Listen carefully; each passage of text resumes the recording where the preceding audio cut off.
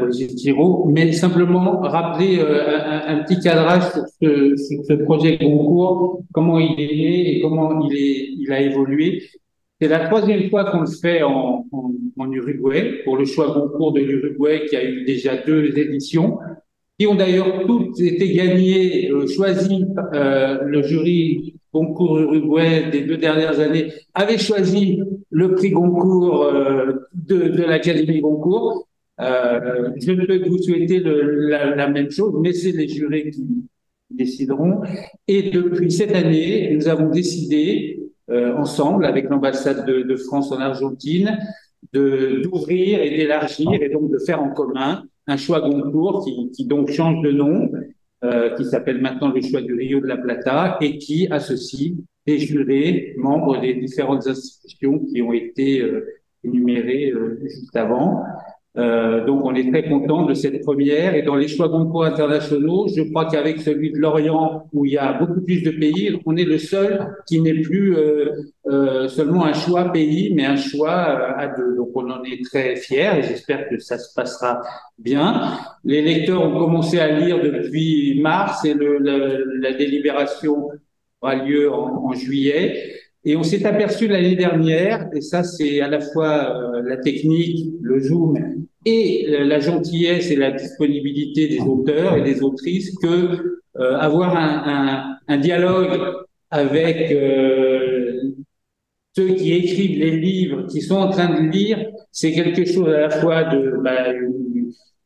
très utile, très intéressant, et c'est quelque chose qui, voilà, que la technique permet de pouvoir discuter avec vous, pouvoir vous poser des questions, pouvoir vous écouter. Donc, on est très heureux de reprendre ce format. Et vous êtes la première des auteurs et autrices de cette édition 2022 du concours que nous faisons donc en 2023, puisqu'on est en hémisphère sud et qu'on a un calendrier décalé. Je m'arrête là, mais pour vous dire, donc, on est très heureux d'avoir mis en place ce, ce, ce, ce choix Goncourt qui nous permet de faire lire des auteurs et des autrices françaises et francophones contemporains loin de la France. Et je crois que c'est important, nous, pour le rayonnement de la France, de pouvoir avoir ce type de projet. Merci beaucoup. Et donc, je crois que Mathéo va vous présenter rapidement. On s'est divisé la tâche. Mathéo, fais-le rapidement parce que je crois que même si il faut le faire bien, mais parce que je crois que l'important, ça va être l'échange. Merci Patrick. Euh, Brigitte Giraud, vous êtes née en Algérie, qui est le cadre de votre roman Un loup pour l'homme. Vous habitez maintenant à Lyon, qui est une ville aussi très présente dans votre œuvre, notamment dans la dernière. Vous êtes l'auteur de plusieurs romans, dont le prix Goncourt de la Nouvelle 2017 pour votre recueil L'amour est très surestimé, publié chez Stock. Et vous avez aussi une œuvre importante avec une douzaine de romans, dont deux qui connaissent des adaptations et des recueils de nouvelles. On peut citer À présent, qui a eu la mention spéciale du prix Vepler en 2001, Une année étrangère, qui a eu le prix Jean Giono en 2009, et plus récemment, donc Un loup pour l'homme, dont on a parlé, et Jour de courage de 2019. Vos livres sont pas connus que en France, ils sont traduits dans une vingtaine de pays, donc une belle carrière littéraire. Un monde que vous connaissez aussi de l'intérieur, le monde littéraire et éditorial, puisque vous avez connu le métier de libraire, de journaliste, de critique littéraire, de programmatrice pour la fête du livre de Bron. Et jusqu'en 2016, vous avez dirigé la collection de littérature La Forêt aux éditions Stock, qui a publié entre autres Dominique A. Donc vous avez aussi une œuvre qui est traversée par la musique. Vous avez participé, vous êtes à l'origine de nombreuses lectures musicales, dont la dernière est L'amour ping-pong avec Albin de la Simone. Et on sent l'écho de la cold wave et du rock, ne serait-ce que dans les titres comme Nous serons des héros. Euh, enfin, en novembre 2022, vous avez remporté le totem de la littérature française avec Vivre vite, un roman très personnel qui sera au centre de nos échanges aujourd'hui. Euh, un roman construit sur la base d'hypothèses, des si, qu'est-ce qui aurait pu se passer, qui aurait pu éviter la tragédie. Un roman qui est particulièrement intéressant pour un lectorat tel qu'il tel que nos jurys se composent, puisque il y a un travail sur la langue et sur ce ressort extrêmement minutieux. Donc, un livre très riche pour les apprenants du français, pour ceux qui se perfectionnent dans la lecture du français. Et donc, j'attends des beaux échanges avec nos lecteurs argentins et uruguayens. Merci beaucoup, Brigitte Giraud. Merci. Bien, je rappelle un peu la modalité. Donc, nous allons commencer en premier par les institutions qui nous avaient envoyé leur première question. Donc, nous avions l'Alliance de Montevideo, de Buenos Aires, le lycée. Donc, je propose, puisque l'Uruguay est l'initiateur, que ça soit l'Alliance de Montevideo qui pose la première question. Bonjour, enchantée. Je suis la coordinatrice culturelle de l'Alliance française et j'ai été nommée la porte-parole de notre jury. Donc, merci beaucoup pour cet espace d'échange qui est vraiment un moment très unique pour nos lecteurs, vu que ça arrive très rarement. Donc, ils m'ont demandé de vous remercier. Alors, pour commencer le bal des questions, je vais vous transmettre l'une qui était assez générale sur la construction du livre. Je lis ce qu'ils m'ont transmis.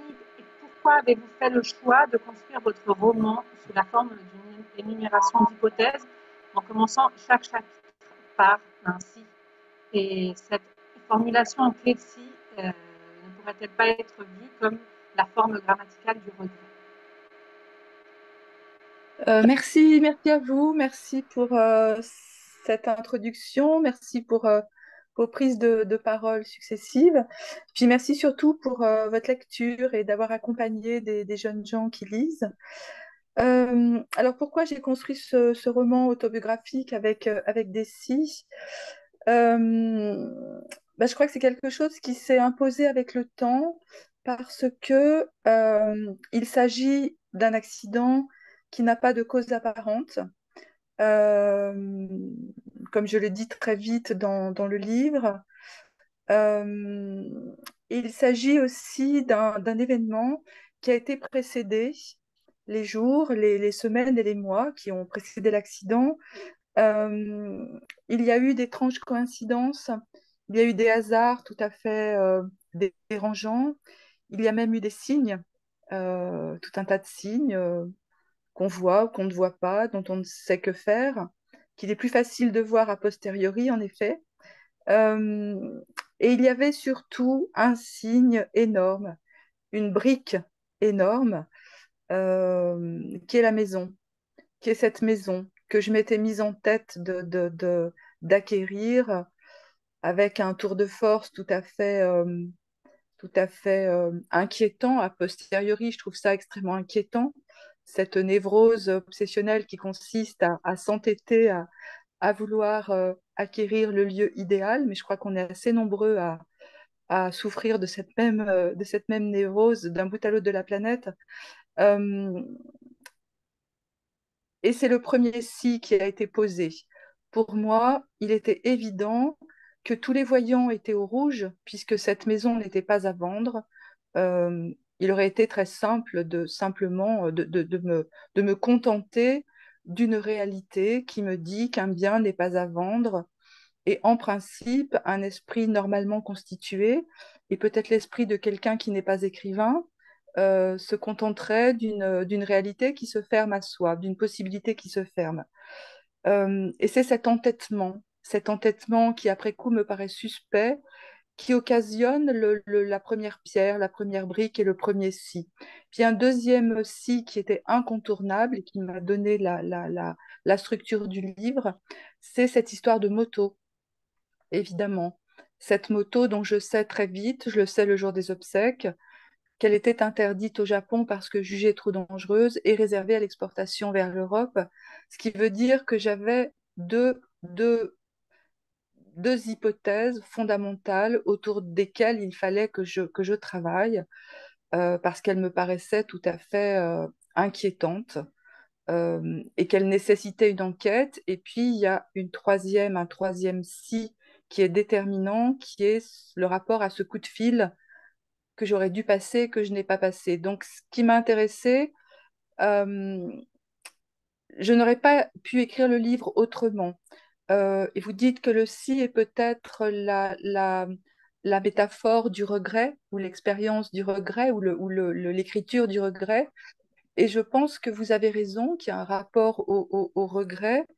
Euh, mais il se trouve que cette interrogation du passé, elle n'a lieu dans nos existences qu'après la catastrophe ou après que se soient déroulés des faits totalement exceptionnels ou des faits qui n'auraient pas dû avoir lieu. C'est-à-dire, c'est vraiment un roman qui interroge le réel tel qu'on le perçoit et qu'est-ce qu'on fait de cette perception du réel.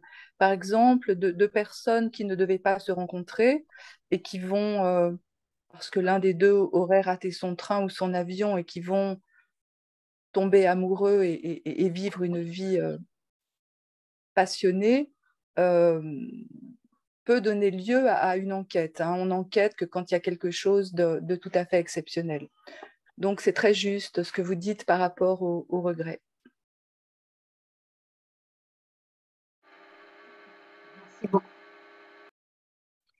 Merci Lucia, merci Brigitte. Nous allons, par un souci de parité, passer à l'alliance de l'autre côté, à l'alliance de Buenos Aires. Euh, donc, Cher Mathéo, chers collègues lecteurs et lectrices et chère Brigitte Giraud, je suis très émue de me trouver dans cette situation pour le contenu de votre récit, mais aussi parce que je suis lyonnaise. Donc, je vous salue et j'ai reconnu chaque espace, chaque interstice de ce roman. Mais je vais céder la parole à l'une de nos lectrices de l'Alliance française de Buenos Aires qui souhaite vous poser sa question. Merci Martha. Bonjour. Bonjour, je suis Martha Olavaria de l'Alliance française de Buenos Aires et enchantée Brigitte de faire votre connaissance. Et je voudrais vous demander si ces livres vous a-t-il permis d'éclore cette période de votre vie? Merci pour cette question, mais je ne crois pas qu'un livre soit capable de beaucoup de choses. Je pense qu'un livre, et notamment ce livre-là en particulier, est un aveu d'impuissance. Et l'aveu que la littérature est impuissante, puisqu'elle est impuissante à changer le réel, elle est impuissante à apporter des réponses à des questions par définition sans réponse. Et c'est aussi pour cela que je mène l'enquête, parce que j'essaye de mettre du sens là où il n'y en a pas. J'essaye de rendre supportable l'insupportable et de rendre compréhensible l'incompréhensible.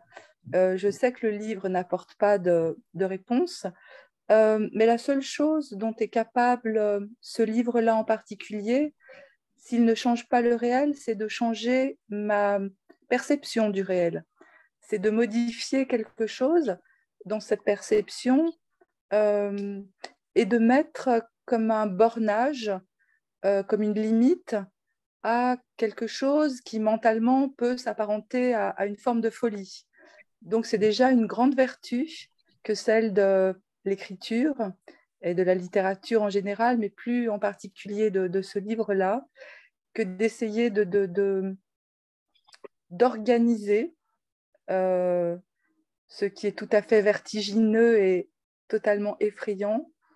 Mais pour autant, le livre ne vient pas clôturer ni une période, ni un questionnement, ni une absence, ni un manque, ni un dérèglement, ni tout cela est totalement intégré à ma personne, qui par ailleurs est une personne qui écrit.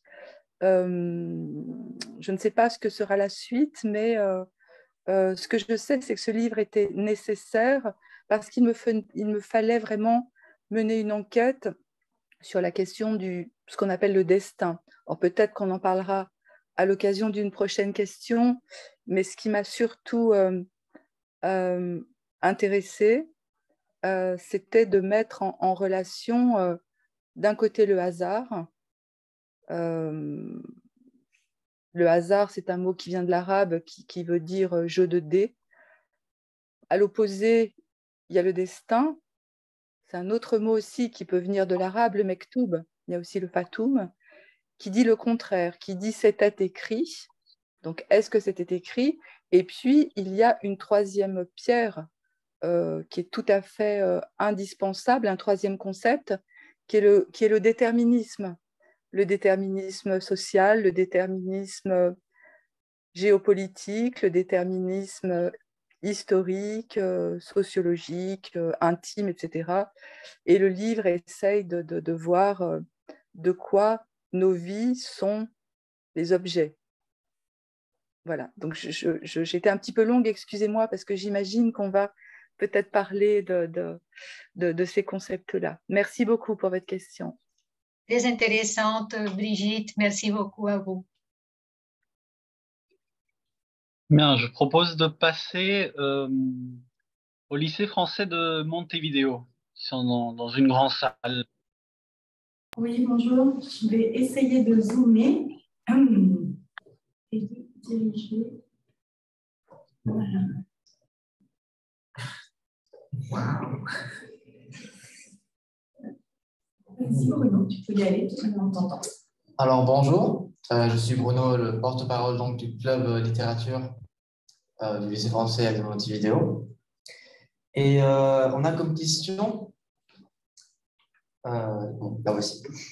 Dans la construction de votre histoire, vous êtes-vous inspiré d'autres auteurs de tragédie? Merci pour votre question. Je m'en suis inspirée sans doute de façon totalement inconsciente parce que le fait d'être écrivain, c'est avant tout le fait d'être lectrice. Évidemment, je suis une grande lectrice d'auteurs contemporains, mais aussi d'auteurs plus anciens, et notamment d'auteurs de tragédie. Mais cette inspiration, si elle a eu lieu, elle n'était pas consciente. Elle n'était pas consciente dans la construction. Il y avait par contre quelque chose dont j'étais très consciente, c'est que pour construire le roman, je me suis inspirée de deux plasticiens, du travail de plasticiens suisses-allemands qui s'appellent Fischli et Weiss. Donc, vous les connaissez peut-être, Fischli et Weiss, qui ont travaillé toute leur vie dans leur atelier autour de ce qu'ils ont nommé der Lauf der Dingen, le cours des choses. Le cours des choses, c'est-à-dire que pour eux, ils ont travaillé sur de grands plateaux ou parfois même au sol même de l'atelier avec des objets usuels qui s'animent les uns à la suite des autres.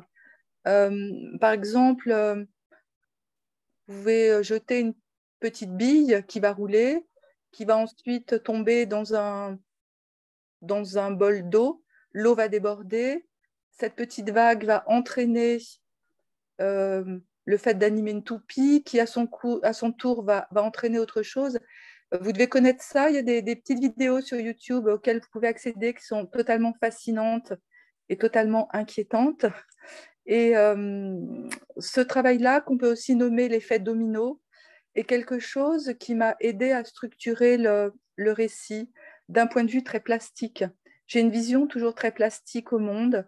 C'est pour ça que j'ai besoin aussi je suis toujours très visuelle dans la façon de mettre en scène la topographie des lieux ou le rapport aux points cardinaux, le rapport aux éléments. Et là, c'est plutôt une vision plastique plutôt qu'une vision littéraire. Mais je pense que la littérature a été intégrée de façon qui était devenue naturelle et inconsciente.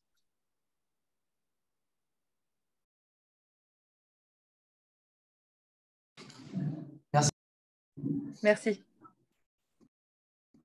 Bien. Je ne sais pas si le lycée Mermoz de Buenos Aires a des questions, puisque je sais que pour des questions d'horaire, ils n'étaient pas très nombreux. Donc, si c'est le cas, n'hésitez pas à vous manifester. Sinon, pour l'instant, je propose de passer à l'université de Buenos Aires. J'ai vu qu'il y avait Lucia dans la salle. Bonjour, enchantée de faire la connaissance. Bonjour. J'avais une question qui a été déjà répondue, un peu la question de si cette forme de ce conditionnel qui prend une forme de question, si vous avez trouvé des réponses à ces questions, mais comme ça a été déjà répondu, je vous demande une autre chose, c'est est-ce que la vente de la maison a déclenché toutes ces questions ou ce sont des questions qui vous ont accompagné toujours pendant ces 20 ans ça a été le moment de les écrire maintenant et aussi si c'était plutôt un besoin ou une envie d'écrire, de donner une forme à toutes ces questions. Alors, en effet, La maison a été l'élément qui a déclenché l'écriture. C'est un livre dont je savais que j'allais l'écrire. Je savais que j'allais avoir besoin de temps, d'un temps long. C'est un livre qui me faisait peur parce que c'est le livre qui est censé faire émerger toutes les vérités. Et en l'occurrence, toutes les vérités étaient effrayantes. Certaines des vérités, notamment les vérités les plus intimes et les plus liées à la famille, étaient des vérités qui m'étaient difficiles de vraiment affronter par l'écriture. J'attendais d'être prête, j'attendais d'être sortie du chaos. Et puis j'avais tellement peur de rater ce livre. Je savais que ce serait le livre le plus important de mon parcours littéraire. J'avais peur de le rater, alors pendant ce temps, j'écrivais d'autres livres. J'écrivais d'autres romans, j'ai écrit une douzaine de livres, entre le premier qui s'appelle À présent, qui parle de l'accident, mais qui est plutôt un livre de la déflagration, un livre de la sidération, qui met en scène la première semaine, et puis ce livre-là. Et puis j'avais peur de ne pas être à la hauteur aussi. Il fallait que je sois à la hauteur de cet homme, il fallait que je sois à la hauteur de l'histoire d'amour, il fallait que je sois à la hauteur de l'événement, j'avais beaucoup c'était très difficile. Et puis, à un moment donné, la pression des promoteurs a été si forte dans le quartier, la cruauté qui a été générée par cette présence et leur agissement a été tellement dévastateur. Quand j'ai su qu'il allait falloir que je vende la maison et que je me sépare du lieu, cela a provoqué un déséquilibre tel que pour retrouver l'équilibre, il a fallu que je puisse poser les premières phrases et le premier chapitre en quelque sorte. Parce qu'en effet, vendre une maison, ça, comme vous le savez, ça génère un déséquilibre très fort parce qu'il faut être capable de se projeter vers ailleurs, c'est-à-dire vers une nouvelle période de votre vie. Et puis, c'est aussi être confronté à quelque chose de beaucoup plus concret, beaucoup plus simple. En l'occurrence, c'est être capable de vider une maison. Et pour vider une maison, il faut faire un tri, il faut trier des objets. Pour trier des objets, il faut faire des choix, savoir ce qu'on garde, ce qu'on jette. Il y a beaucoup de littérature qui parle de cela, de littérature de par le monde. Je suis toujours très attentive à cette littérature qui met en scène des objets auxquels les êtres humains sont liés. Et parmi ces objets, il y a évidemment les affaires de l'autre qui sont encore dans la maison. Voilà, tout cela a créé véritablement un nouveau déséquilibre qui a été à l'origine de l'écriture du livre. Enfin, en tout cas, à l'origine de la... J'ai trouvé la forme. Avec ce déséquilibre, j'ai trouvé la forme que le livre pourrait prendre. Merci Et je ne sais beaucoup. plus la deuxième partie. Non, ça vient. Et ça pose beaucoup de nouvelles questions. Alors, s'il y a temps, après, on refait des questions. Merci beaucoup. Merci. Oui, j'espère qu'on aura quand même le temps de rebondir un peu sur les interrogations qui ont surgi pendant l'échange. Maintenant, je propose de passer à l'Université de la République, donc la UDELAR. Bonjour, moi c'est Alena, je suis la coordinatrice pour l'université et pour l'Institut IPAD. Et je vais donner la parole à Laetitia, qui est le porte-parole, qui sera le porte-parole des lecteurs de l'UDELAR de l'université. Laetitia? Oui, je suis là. Vous m'entendez bien? Oui. Oui? Oui, Bon, bonjour. bonjour Brigitte. Bonjour Brigitte, vraiment, je suis enchantée de vous rencontrer, hein. Et je suis la porte-parole des autres élèves qui sont en cours en ce moment, ils ne peuvent pas venir. Donc, en ce moment, je suis là pour seulement transmettre les questions. Donc, je vais commencer par la première qu'ils m'ont envoyée, et c'est celle-ci. De votre position d'auteur, avez-vous cherché à accompagner d'autres personnes qui traversaient le même processus au-delà de raconter votre histoire personnelle? Vous voulez dire d'autres personnes généralement qui traversent des processus de deuil? Oui, ou similaires, ou de processus de deuil. Oui. Mais en tant qu'écrivaine? Oui. Oui, je crois que c'est en Oui. tant qu'autrice de ce livre. Non, avec ce livre. Avec ce livre, si vous avez pensé à cela. Ouais. Non, non. Non. Je n'ai pas pensé à cela parce que quand j'écris, je ne pense pas au lecteur. J'essaye d'être concentrée absolument sur la recherche de la justesse, la recherche du mot le plus adéquat, de la tournure de phrase la plus adaptée. Je suis extrêmement concentrée et je n'essaye pas de viser quelque chose qui soit de toucher le lecteur, ou quelque chose qui soit à destination d'une portée universelle, pas du tout. Je suis extrêmement concentrée sur l'écriture, et c'est déjà une tâche absolument monumentale. Et puis ensuite, quand le livre paraît, bien sûr, je fais des rencontres avec des lecteurs, j'ai fait beaucoup de rencontres, je reçois beaucoup de courriers, et à l'occasion de ces rencontres, évidemment, il y a un écho avec ce qu'ont pu vivre d'autres personnes. Mais en même temps, moi, je ne prétends pas...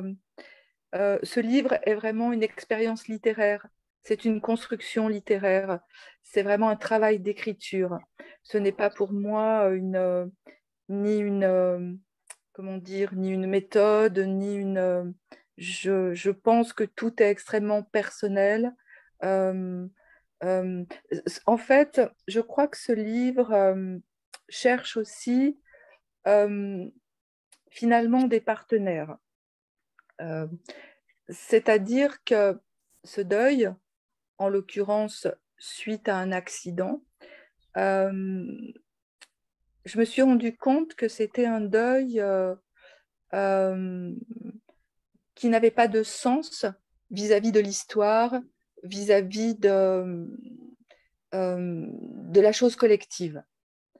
Un accident est quelque chose qui vous renvoie à un sentiment de solitude extrême.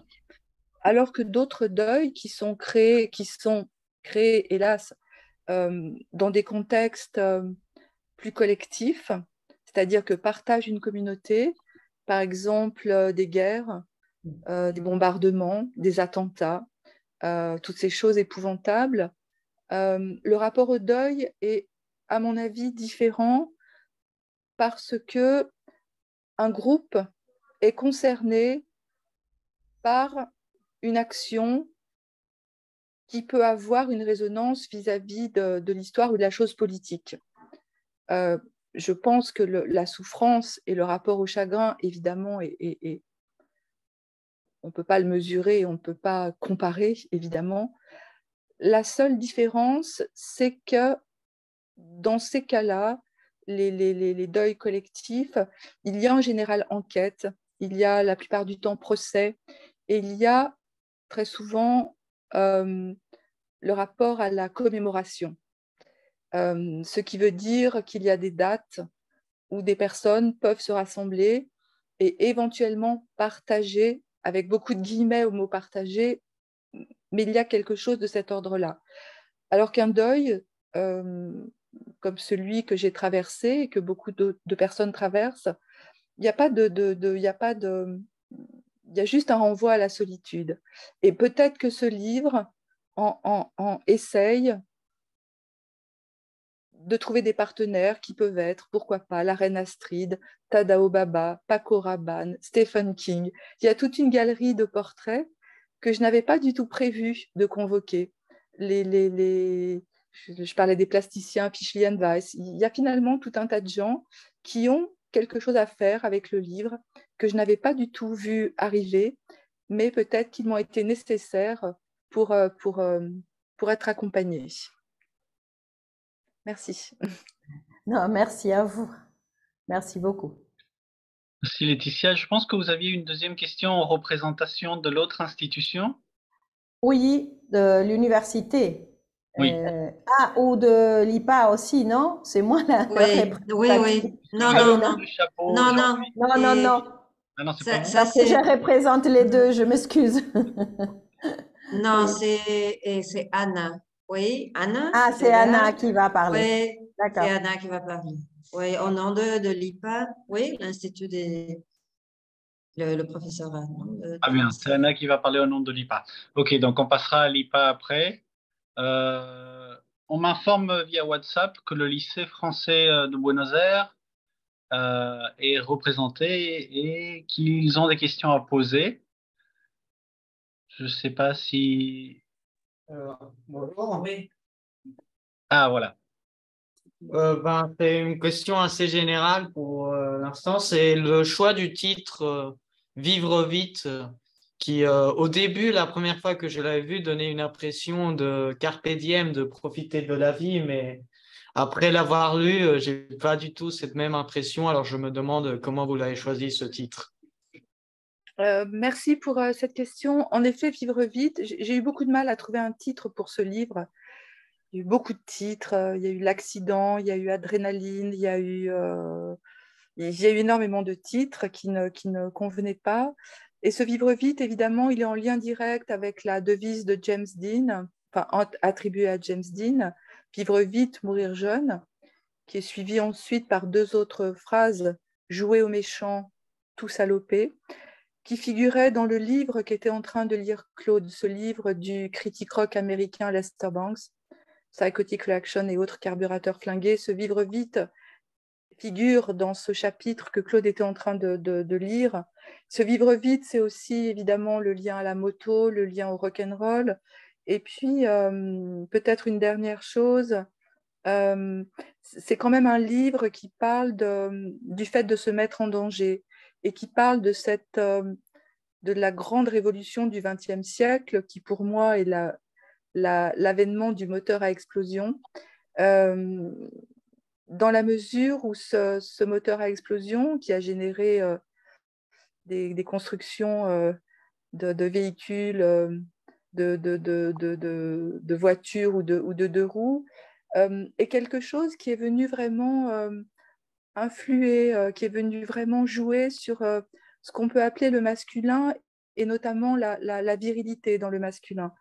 Ces images ont été portées pendant tout le XXe siècle et ça continue aujourd'hui sur les écrans de cinéma et de publicité, c'est-à-dire que l'homme, plus l'homme que la femme, étant au volant d'une voiture puissante ou au guidon d'une moto glamour ou puissante, gagne comme un surplus je sais pas comment dire ça, c'est vraiment ce rapport à la virilité que j'explore dans tous mes romans. En fait, c'est quelque chose qui m'intéresse beaucoup, ce qu'est le masculin. Et je crois que le vivre vite est une façon de poser la focale aussi sur la vitesse et qu'est-ce que c'est que de se mettre en danger. Pourquoi certaines personnes, à un moment, de façon consciente ou inconsciente, la plupart du temps c'est inconscient, vont jouer avec le feu, jouer avec le danger. Merci pour votre question. Je vois que il y a un échange là au Mermoz. Peut-être qu'ils avaient une autre question qu'ils pourront poser après. Mais on revient à l'Uruguay. Maintenant, c'est le tour à l'IPA. Donc, Anna qui allait prendre la parole au nom de l'IPA. Bonjour, Château Salvador. Et bonjour. Vous m'écoutez? Oui, oui. D'accord. C'est un plaisir de pouvoir partager avec vous cet espace et je serai la porte-parole de mes camarades. Et alors, la question que nous avons, c'est quelle est votre opinion sur le rôle qui joue le destin individuel et notre pouvoir de décision si l'on pense qu'une série de coïncidences peut influencer dans une certaine direction? Merci pour votre question. Donc, ça rejoint un petit peu ce que j'exprimais tout à l'heure. Oui. C'est vraiment un livre qui pose la question sans jamais la poser directement, hein, du destin. J'essaye de voir si c'était écrit, si quelque chose était écrit, parce que l'emboîtement de ces 23 petits chapitres sont tout à fait, enfin, cet emboîtement est totalement curieux, et totalement sidérant, et totalement... après coup, tout me paraît totalement effrayant dans la façon dont tout se met en place implacablement. Ce livre, en fait, c'est comme 23 pièces d'un puzzle qui vont s'emboîter, tout en sachant que si une seule des pièces du puzzle ne s'emboîte pas, l'accident ne peut pas avoir lieu. Mais pour moi, l'enjeu de ce livre, c'était de savoir combien de pièces de puzzle je gardais. J'en ai gardé 23, mais je peux vous dire que j'aurais pu en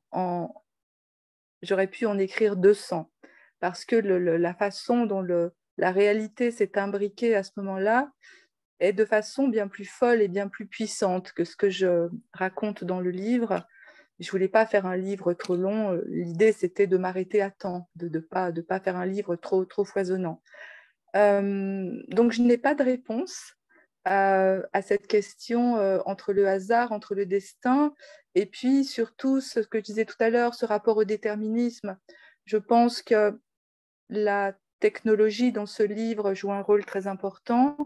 Le libéralisme et la cruauté du libéralisme jouent un rôle absolument déterminant, que ce soit la chose immobilière, que ce soit la mondialisation et l'importation de certains véhicules à des fins purement de profit. Et non pas, c'est totalement scandaleux, cette histoire de Union européenne qui permet d'importer une moto qui est jugée trop dangereuse dans le pays dans lequel elle est construite. Ça me permet de rencontrer un ingénieur tout à fait fabuleux, Tadao Baba. Voilà, donc je n'ai pas de réponse à la question. Je pense que nous n'avons pas de réponse de toute façon, mais j'ai été extrêmement intéressée, tout à fait fascinée par la façon dont nos vies, dont chacun des choix dans notre existence, les tout petits choix invisibles du quotidien et les grands choix de vie qui sont s'installer dans un appartement avec l'homme qu'on aime, qui sont avoir un enfant, qui sont vivre dans telle ville ou dans telle ville, etc. Comment tous ces choix mis bout à bout vont créer ce qu'on peut appeler l'arbre généalogique qui conduit à, bon, en l'occurrence, ça conduit à la catastrophe, mais comme je le disais tout à l'heure, quand la catastrophe n'a pas lieu, on ne va pas mener l'enquête sur les journées et les mois qui ont précédé telle ou telle journée. Merci. Merci beaucoup. Merci Anna. Je propose de passer maintenant au Centre d'études francophones du Lenguas Vivas en Argentine.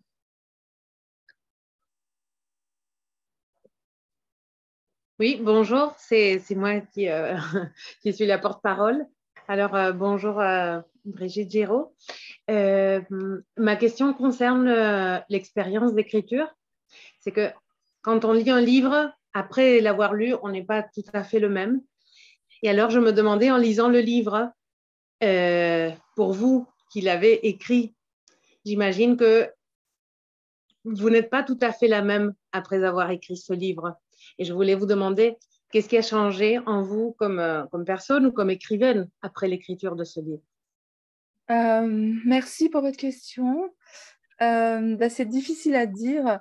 Ce qui a changé peut-être, c'est que comme je portais ce livre depuis une vingtaine d'années et que j'avais tellement peur de le rater, de le gâcher, de ne pas être à la hauteur, le fait d'avoir pu l'écrire enfin et d'avoir pu l'écrire de cette façon-là, il y avait 1000 façons d'écrire le livre. J'aurais pu entrer dans ce livre de 1000 autres façons. Fait que je ne suis plus avant, mais je suis après. Ce qui change pas mal de choses, en effet. Le livre est fait, c'est comme si ça ouvrait un champ d'expérimentation pour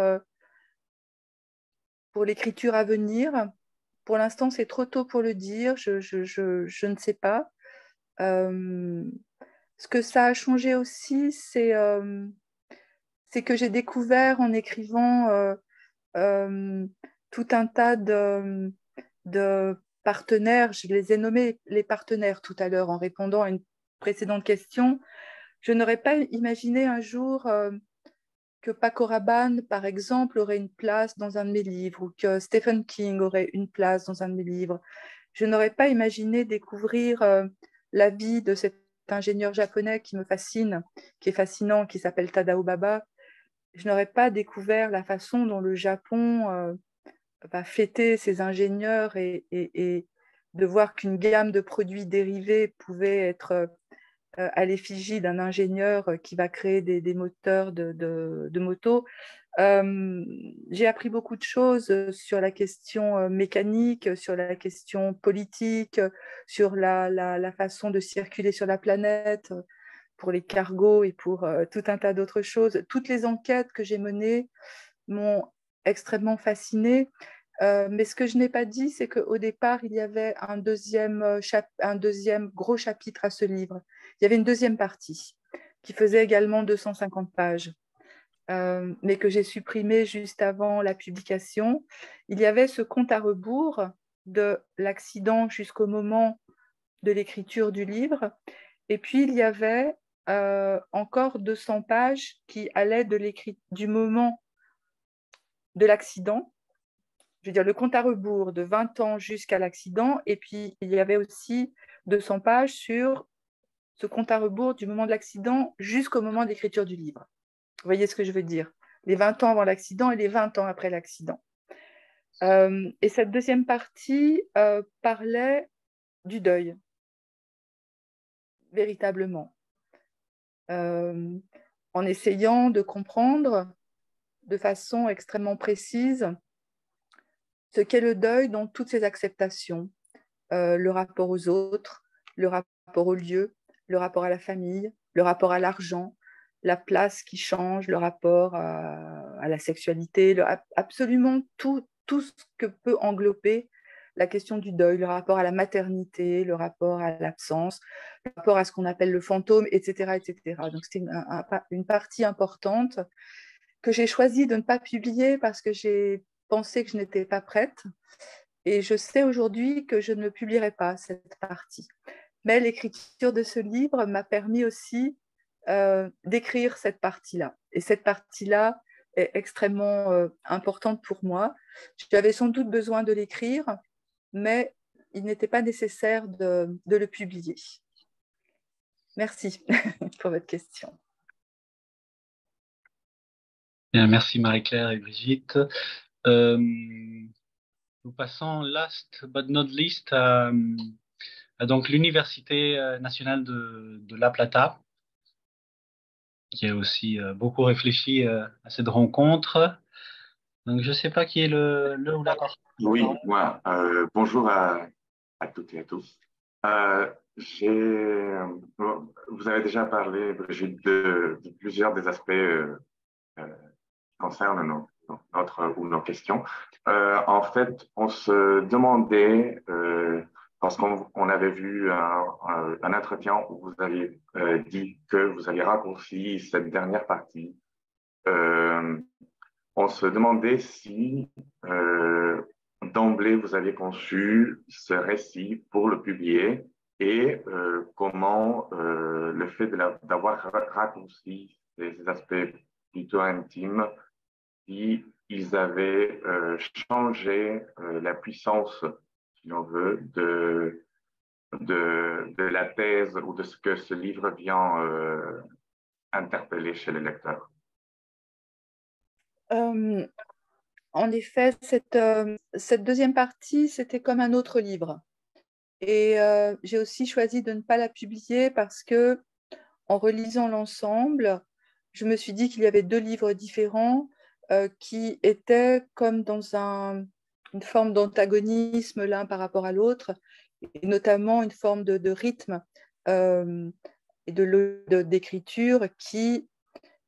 Il aurait peut-être fallu les publier de façon séparée dans un même coffret, pourquoi pas, mais je me suis dit que tout cela risquait d'être un peu précipité. Et ce qui m'avait surtout intéressée dans l'écriture, c'était vraiment ce compte à rebours et cette mécanique de jeu de domino et de rapport ce qu'on peut appeler globalement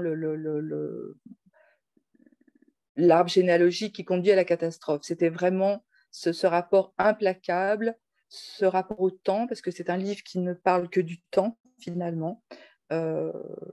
Ce temps long et ce temps très bref, ces accélérations. Et par exemple, la scène la plus rapide, qui est celle du dernier jour, du jour de l'accident, c'est le chapitre qui s'étire le plus longuement parce que je n'arrive pas à me résoudre à arriver au point de chute. C'est à la fois la chute du livre, mais c'est aussi le point de chute, c'est l'histoire d'un homme qui tombe. Et évidemment, ce chapitre, je l'ai étiré très, très, très longtemps parce que je ne pouvais pas le faire tomber. Et en même temps, logiquement, c'est le chapitre qui devrait aller le plus vite. Donc, c'est vraiment un livre qui est vraiment c'est pas une réflexion, mais c'est une approche du temps. C'est une approche de la distorsion du temps dans nos cerveaux humains, dans notre vie quotidienne. Et la deuxième partie, c'était 20 ans, encore 20 ans, mais avec un déroulé sur un temps beaucoup plus long. Et c'était une deuxième partie qui tordait le cou, en quelque sorte, à tous les présupposés autour du deuil, à tous les clichés qui accompagnent les personnes qui sont censées faire leur deuil, avec ces manuels de psychologie qui sont dramatiquement mensongers. Et donc, c'était aussi une façon de m'inscrire en faux et d'aller très, très, assez violemment parfois contre ces clichés-là. Ça m'a beaucoup intéressée d'écrire. J'avais, je crois, besoin d'écrire cette deuxième partie parce que je n'arrivais pas à rester sur le point de l'accident. Je n'arrivais pas à rester. Il a fallu que je continue à écrire pendant une année pour pas m'arrêter moi aussi sur ce point d'accident. Et quand j'ai décidé que cette deuxième partie ne serait pas publiée, je ne pouvais pas rester sur ce point de chute et je ne pouvais pas laisser le lecteur sur ce point de ce chapitre-là.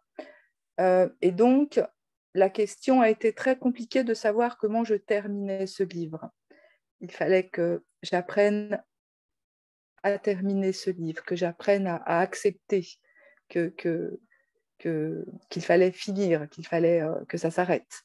Et donc, c'est bien la métaphore absolue d'accident et de ses conséquences. Et donc, je suis allée puiser dans la deuxième partie 2 scènes qui figuraient, qui sont la scène de l'éclipse, où intervient Paco Rabanne, justement, et puis la scène de la salle de bain, qui faisait partie de la deuxième partie, que j'ai récupérée, que j'ai réécrite et que j'ai apprivoisée d'une autre façon pour qu'elle vienne m'aider à clôturer cette première partie.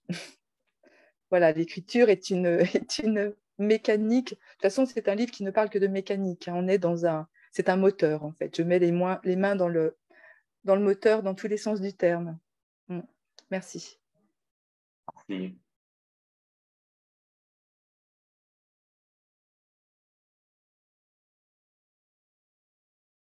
Le micro, Matteo.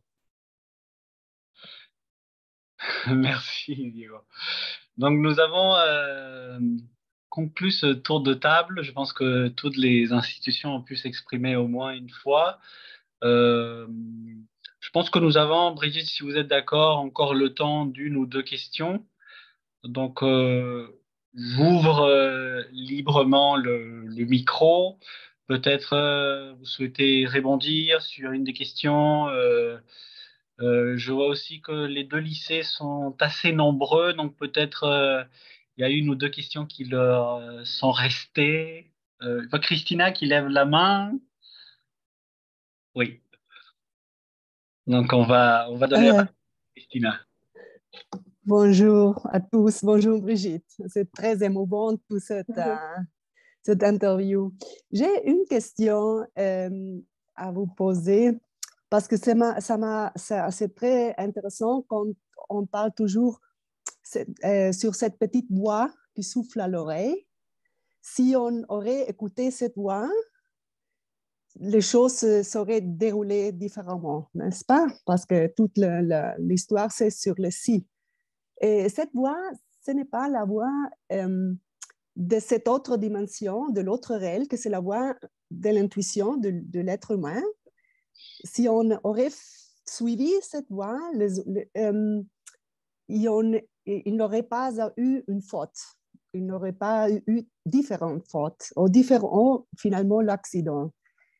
Et je vous pose la question si ce ne serait pas une solution pour toute l'humanité de développer plus cette voie et ne pas suivre tout le temps ce que la personnalité ou l'être humain ou la raison veut.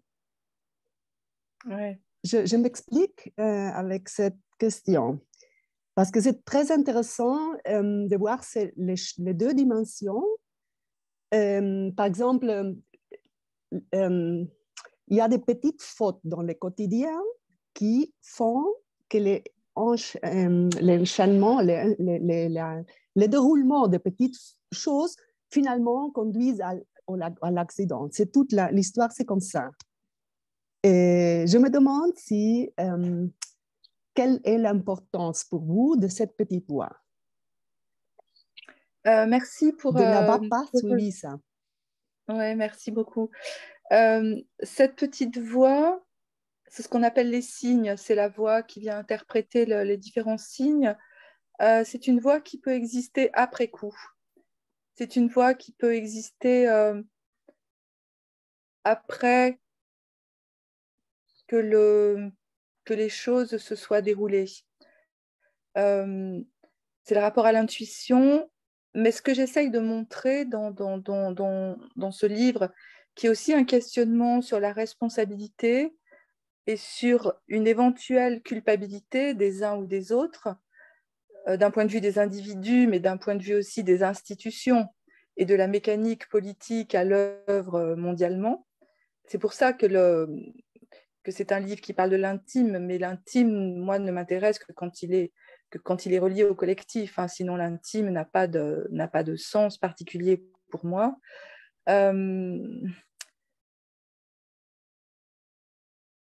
Je me rends compte qu'il n'y a pas véritablement responsabilité et encore moins culpabilité dans la mesure où chacun a fait pour le mieux pour ce qui est des êtres individuels.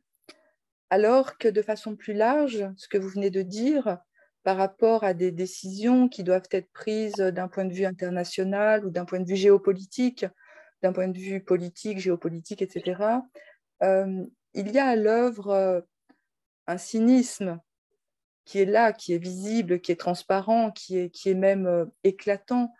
C'est à l'œuvre en ce moment, pour ce qui concerne, par exemple, le réchauffement climatique, etc. Je ne vais pas entrer dans ces détails-là, mais cette petite voix, c'est celle qui est possible après coup. Parce qu'après coup, on sait ce qu'il aurait fallu faire, évidemment, évidemment. Mais dans l'instant, c'est très, très beau aussi d'aller contre une maison qui n'est pas à vendre. C'est pas grave de forcer le destin. C'est parfois forcer le destin et parfois faire grande preuve d'amour, c'est pour épater l'autre. Parfois, on fait des doubles sauts périlleux-arrière parce qu'on veut montrer à l'autre à quel point on est exceptionnel, à quel point on est génial, à quel point on est capable d'affronter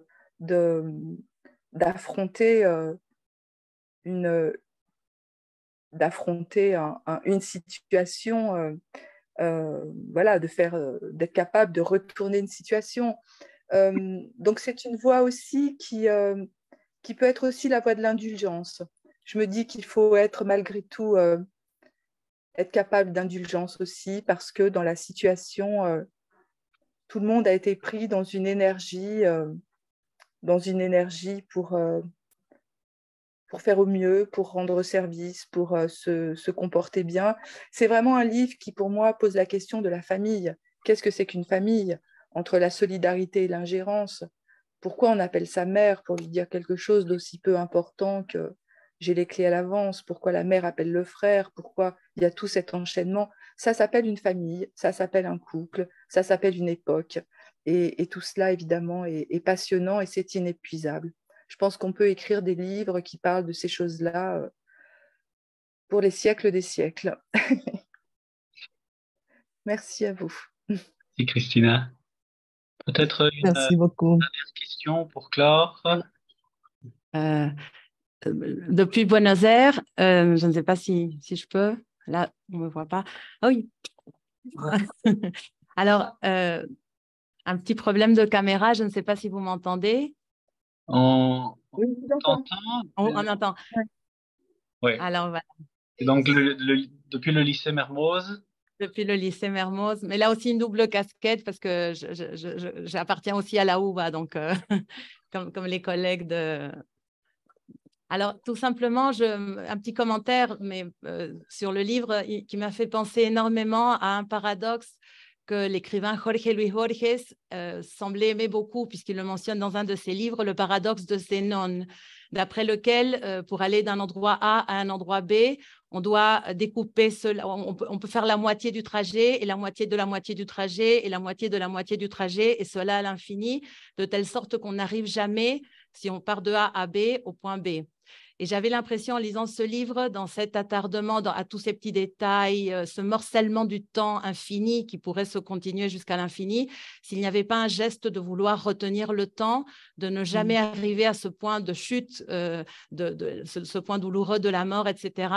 Et s'il n'y avait pas quelque chose de ça, de conserver le temps tel qu'il avait été avant l'accident, c'est-à-dire créer comme un moment, l'illusion dans la littérature de pouvoir freiner le progrès du temps. Et de ce point de vue, je sentais je voyais peut-être l'émotion, parce que sinon, c'est un livre dans lequel qui n'éveille pas l'émotion. Mais ce geste de vouloir que le temps n'avance pas, là, peut-être, je trouve cela très, très émouvant. Et là, je peux sentir peut-être une empathie, même si le texte ne semble pas vouloir que le lecteur éprouve cela. C'est un commentaire, mais pour savoir un peu si la lecture semblait bonne ou semblait pertinente. Oui, c'est exactement. Je vous remercie parce que j'avais cela en tête. Très vite, j'ai eu cela en tête.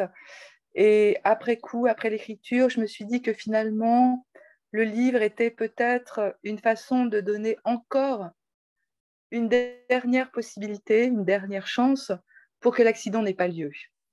C'est pour ça que tout à l'heure que je parlais de l'impuissance de l'écriture, parce que d'un côté, je suis persuadée que l'écriture est impuissante puisqu'elle ne va pas changer le réel, mais d'une autre façon, c'était une tentative, la dernière tentative possible, 20 ans après, de faire en sorte que cette histoire puisse avoir une issue différente. Voilà, donc c'est exactement ce que vous venez de dire et j'avais tout à fait en tête le paradoxe de Zénon, c'est exactement cela. Merci beaucoup, je crois que vous êtes la première et la seule, et les seuls à m'en parler. Et je pense que le sens profond de ce texte est aussi à cet endroit-là, ce rapport au temps et ce qu'on a dit tout à l'heure, cette façon de retenir le temps qui se dédouble à l'infini. Merci. Bien, nous sommes arrivés à l'heure, au moment limite quand c'était imparti. Je pense qu'on a pu aborder l'ouvrage dans son écriture, son contenu, fond et forme, ses référents, sa genèse, ce qui a été écarté, son édition donc. Et nous sommes très, très reconnaissants, Brigitte Giraud, d'avoir ils ont passé ce moment avec nous. Je pense que ça a donné des pistes de lecture et de réflexion aux différents groupes qui forment ce grand jury. J'imagine que vous avez encore gardé des questions et on pourrait rester des heures et des heures. On continuera à se les poser en groupe. Je vais donner une fois de plus la parole à Patrick Plon en Uruguay pour le mot de clôture. Merci et très sincèrement, merci beaucoup Brigitte Giraud pour votre disponibilité et comment dire le côté naturel et très intéressant en tout cas de dialogue que vous avez pu avoir avec tous les membres du jury qui vous ont posé des questions. Vous avez peut-être pu voir qu'en Uruguay comme en Argentine, on a beaucoup d'institutions et beaucoup de personnes qui aiment lire et le sens et l'objectif principal de ce projet qu'on a construit depuis 3 ans, c'est de donner envie de lire d'abord, mais aussi donner envie de lire et de découvrir la littérature contemporaine française principalement, mais on dit aussi francophone, bien sûr.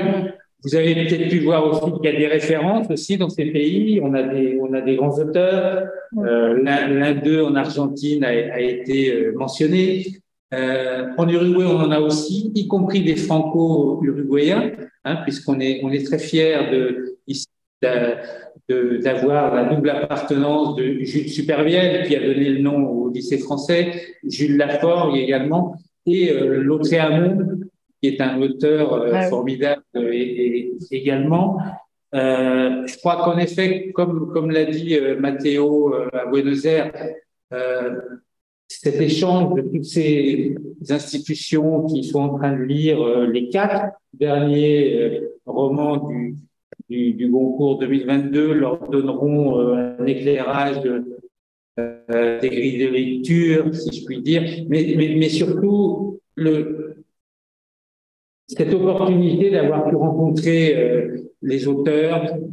On l'avait fait l'année dernière, on le fait cette année. On aura ensuite assez bientôt Mackenzie Orsel qui nous parlera de sa somme humaine.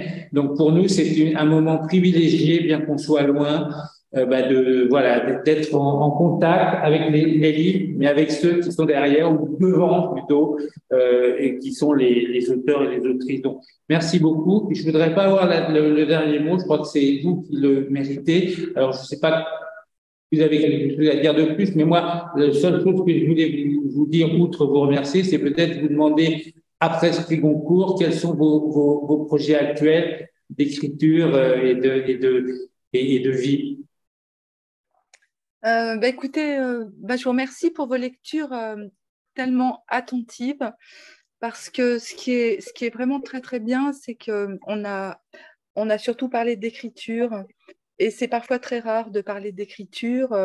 Très souvent, on parle de thèmes dans des rencontres littéraires, et un livre pour moi ne se résume pas à un thème, mais la mécanique de l'écriture est quelque chose qui est passionnant et très énigmatique. Donc c'est toujours difficile aussi pour l'auteur d'aller chercher dans la mécanique ce qui a pu se passer. Donc je vous remercie beaucoup de vos questions si attentives, et de vos lectures si fines. Pour moi, ce qui se passe là, c'est une petite pause pendant l'été qui va arriver, avant pas mal de déplacements à l'étranger pour les traductions qui sont en train de se faire autour de Vivre Vite. Donc ça veut dire c'est encore quelques mois de rencontres, de déplacements. Et puis peut-être que je entrerai dans une période plus propice à l'écriture. Mais pour l'instant, je n'écris pas, et dès que j'ai un peu de temps, je vais marcher en montagne. Voilà, j'ai besoin de marcher, de respirer. Voilà, merci beaucoup à vous. Merci beaucoup, et tout le monde vous remercie, je crois, également. Merci aussi du côté de l'Argentine. Nous vous souhaitons une belle promenade et une belle promotion de cet ouvrage partout dans le monde. Merci. Merci. À une prochaine fois. Merci. Au revoir. Merci à tous. Au revoir. Merci beaucoup. Au revoir. Merci beaucoup. Au revoir. Allez, merci.